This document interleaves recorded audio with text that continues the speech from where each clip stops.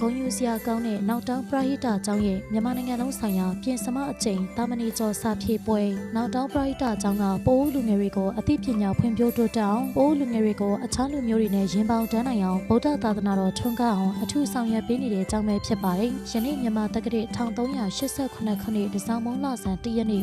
2025အောက်တိုဘာ21ရက်နေ့မှာနောက်တောင်းပရိဟိတကျောင်းမှာနာဂပုရသာသနာလင်္ကာရတာမဏေကျော်စာမေးပွဲရဲ့အခမ်းအနားဖွင့်ပွဲကိုကျင်းပခဲ့ပါတယ်။ဒီပွဲကိုသာသနာပြန်ပွားရေးအတွက်ကြိုးပမ်းရမှာဆရာထက်သန်ကြတဲ့ပိုးဆရာတော်ကြီးတွေကဥဆောင်ကြတာပါ။အဲဒီလိုဥဆောင်တဲ့နောက်မှာပိုးလူကြီးလူကောင်းများနဲ့ရဝေးရနီပိုးမိဘဆွေမျိုးတွေကတသွေးမသိမ်းဆရာထက်သန်စွာနဲ့ဝိုင်းဝန်းဆောင်ရွက်ကြပါတယ်။ဗမာကမင်းရှာတရုတ်မှာမြေယူပိုးမှာဖျားတောက်ဆိုတဲ့ပိုးတွေရဲ့စကားအတိုင်းဗမာလူမျိုးတွေကအာဏာရဖို့အတွက်မင်းကြီးဓမ္မမဟုတ်ဘရင်လှုပ်ချင်ကြတယ်။တရုတ်လူမျိုးတွေကနေမြေရဖို့အတွက်ကြိုးစားကြတယ်။ပိုးလူမျိုးတွေကတော့ဖျားတရားတန်ခါကိုယုံကြည်လုံးလို့လိုက်ရှာကြတယ်။ဒါပေမဲ့ပိုးလူမျိုးတွေကဖျားတရားတန်ခါကိုယုံကြည်ကိုးကွယ်တဲ့နေရာမှာအနှဲငယ်မှားယွင်းမှုတွေရှိနေပါတယ်။ဖျားနဲ့တန်ခါကိုတော့ယုံကြည်ကြပေမဲ့ဖျားရဲ့တရားတော်ဒီကိုတော့သိနားမလည်ကြဘူးရှင်။ပိုးလူမျိုးတွေကဘလို့တန်ခါနဲ့တွေ့ပါစေတန်ခါဖြစ်ပြီးဆိုကြတဲ့ကောင်ကိုးကွယ်တော့တာပါပဲ။ဒီတန်ခါကမကောင်းတဲ့အဖြစ်မှုဖျားရဲ့တရားတော်နဲ့မကိုက်ညီတဲ့တန်ခါဆိုရင်လေစေစားဆင်ခြင်ဉာဏ်မရှိပဲယုံကြည်ကိုးကွယ်ကြတာပါ။ဒီတန်ခါကနမဲကြီးတယ်လို့ကြားတာနဲ့ကိုးကွယ်ကြတာရှင်။ပြီးတဲ့အခါမှာဟိုတန်ခါကလည်းနမဲကြီးတယ်လို့ကြားတာနဲ့ထပ်ပြီးကိုးကွယ်ကြပြန်ပါတယ်။ဥပမာဖျားရဲ့တရားတော်နဲ့မကိုက်ညီတဲ့ခွန်တန်ဇက်လိုက်လိုလူမျိုးကိုကိုးကွယ်တဲ့နေရာမှာအဆိုးဆုံးဖြစ်ပါရဲ့ရှင်။ဒါအပြင်အခုလက်တလုံးမှာနမဲကြီးနေတဲ့ဘာမှမဟုတ်တဲ့မြင်းစည်းတဲ့ဦးစင်းကိုလည်းထပ်ပြီးကိုးကွယ်ကြပြန်ပါတယ်။အဲဒါကြောင့်ပိုးလူမျိုးတွေကဖျားကိုရှာရင်းနဲ့ကိုးကွယ်ခြင်းနဲ့မှားယွင်းသွားကြတာရှင်။ဒါပေမဲ့ဖျားရဲ့တရားတော်တွေကိုလိုက်နာကြပြီး